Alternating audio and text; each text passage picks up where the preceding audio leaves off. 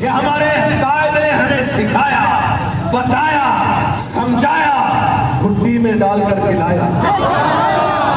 हाँ, इस्लाम, पाकिस्तान मेरा नाम। और ये जो पाकिस्तान का नारा तो लगाते हैं मगर झंडा अपना ऊपर लगाते हैं। समझे आप? आपने देखा? अरे झंडा अपना ऊपर लगाया, पाकिस्तान का झंडा उतार दिया।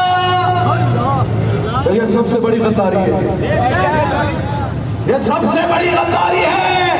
इलेक्शन कमीशन से हम मुतालबा करते हैं कि पाकिस्तान के झंडे की बेहुरमती करने वाले पीटीआई को कलअदम करार दिया जाए। इमरान खान को सिर्फ कलअदम मंजूर नहीं करते, इमरान के साथ उसके सारे चेहरे चपालों को पाकिस्तान के परचम की बेहुरमती करने के लिए उन सबको नाअहल करार दिया जाए। इनको जब पाकिस्तान का परचम संभालना नहीं आता तो मुल्क क्या संभालेंगे? मुल्क ये कैसे संभालेंगे?